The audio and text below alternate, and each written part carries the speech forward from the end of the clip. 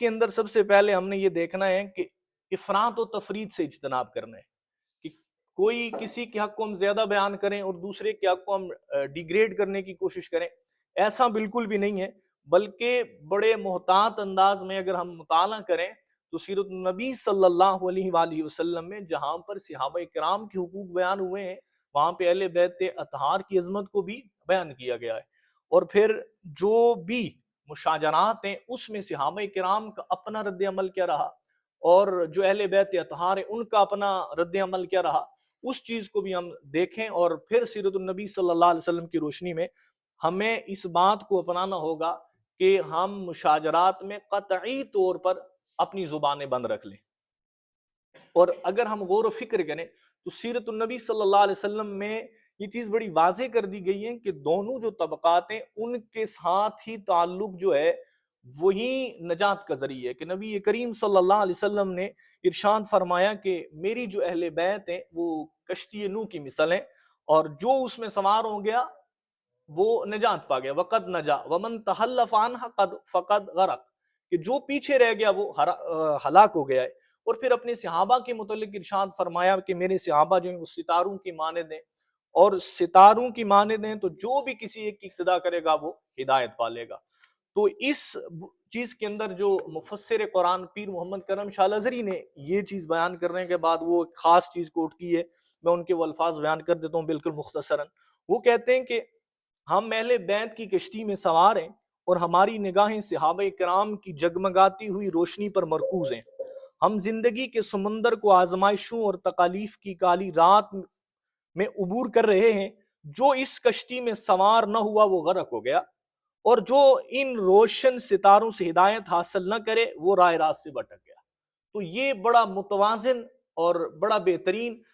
Justice پیر محمد کرم شاہ الازہری رحمۃ اللہ تعالی علیہ نے ایک حل بیان فرمایا ہے۔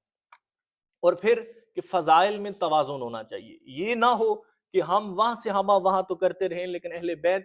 کی شان اس طرح بیان نہ کریں، یا اہل بیت کے ہم بہت آگے تک فضائل بیان کریں اور صحابہ سے کہ فضائل بیان کرتے ہوئے ہم اپنی نظروں کو چرانا شروع کر دیں، تو یہ چیز نہیں، بلکہ فضائل میں توازن ہونا چاہیے۔ اور اللہ تعالیٰ نے جو فضیلت کا معیار بنایا وہ کہ ان اکرمکم عند اللہ اتقاکم، اسی کو بنیاد بناتے ہوئے کہ نبی کریم صلی اللہ علیہ وسلم نے فرمایا لا فضل لعربین علی عجمین ولا لاحمر علی اسود ولا لاسود علی احمر الا بالتقوی، اس چیز کو بنیاد بنا کر ہم دونوں جو حقوق دونوں طبقات ہیں ان کے حقوق کو لے کر چلیں گے تو ہماری نجات کا باعث یہی چیز ہوگی۔ اور اگر ہم اس چیز کو سارے کے سارے کو اپنے معاشرے کے اوپر نافذ کرنے کی کوشش کریں تو جو ہمارا خلاصہ ہے بحث کا وہ یہی ہے کہ سیرت النبی صلی اللہ علیہ وسلم میں صحابہ کرام اور اہل بیت اطہار دونوں کو غیر معمولی مقام اور احترام حاصل ہے، یہ باہم متعارض سمجھنا درست نہیں ہے ان کے حقوق کو، اور قرآن و سنت کی روشنی میں یہ بات بڑی واضح ہے کہ صحابہ کرام کی محبت، ان کی عدالت کو تسلیم کرنا، ان کے باہمی اختلافات میں سکوت اختیار کرنا، ان کی عزت اور ناموس کا دفاع کرنا یہ ایمان کا تقاضا ہے، اور اسی طرح اہل بیت عظام کے ساتھ بھی کرنا ہمارے ایمان کا حصہ ہے۔ اور پھر امت مسلمہ میں فکری انتشار اور فرقہ وارانہ تعصب اور دینی انحراف کی بنیادی وجہ اکثر ان دونوں مقدس طبقات کے حقوق میں افراط و تفریط ہے۔ سیرت النبی اس حوالے سے ایک واضح اور معتدل راہ دکھاتی ہے کہ جس کے مطابق نہ تو اہل بیت عظام کی محبت میں صحابہ کرام کی تنقیص کی اجازت ہے اور نہ ہی صحابہ کرام کے ذکر میں اہل بیت کے مقام کو نظر انداز کیا جا سکتا ہے، اور ان دونوں طبقات کے حقوق اگر ہم یوں سمجھیں کہ لازم و ملزوم ہے، اور ان میں سے کسی سے بھی اعراض کرنا یہ دینی توازن کو بگاڑ سکتا ہے۔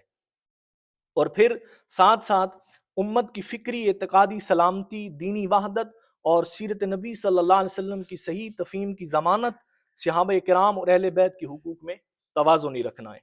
اور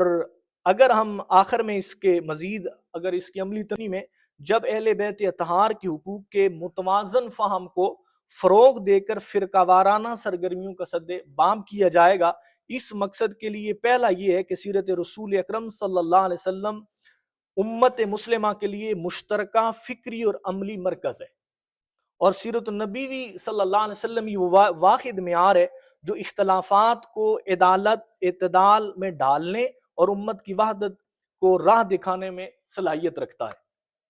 اور امر کو یقینی بنانا ہوگا کہ صحابہ کرام اور اہل بیت اطہار دونوں کے حقوق کو متوازن انداز میں بیان کیا جائے، تاکہ کسی ایک طبقے کی محبت دوسرے کی تنقیص کا سبب نہ بنے۔ اور بالخصوص نصاب تعلیم میں اور خطبات جمعہ اور دینی مجالس میں افراط و تفرید سے پاک ایسا بیانیہ اختیار کیا جائے جو محبت اور احترام اور سنت پر مبنی ہو، اور بالخصوص مشاجرات صحابہ میں کف لسان کے اصول کو عملی طور پر نافذ کیا جائے، اور غیر ضروری تاریخی مناقشات کو عوامی بحث کا موضوع بنانے سے اجتناب کیا جائے۔ اور آخر میں مؤثر علاج محض نظری نعروں میں نہیں بلکہ سیرت النبوی صلی اللہ علیہ وآلہ وسلم کے متوازن منہج کو عملی طور پر اپنانے میں مضمر ہے۔ جب امت صحابہ کرام اور اہل بیت اطہار دونوں کے حقوق کو یکساں طور پر تسلیم کرے گی تو فکری انتشار کم ہوگا اور امت مسلمہ اتحاد، اعتدال اور اخوت کی راہ پر گامزن ہو سکے گا۔ وما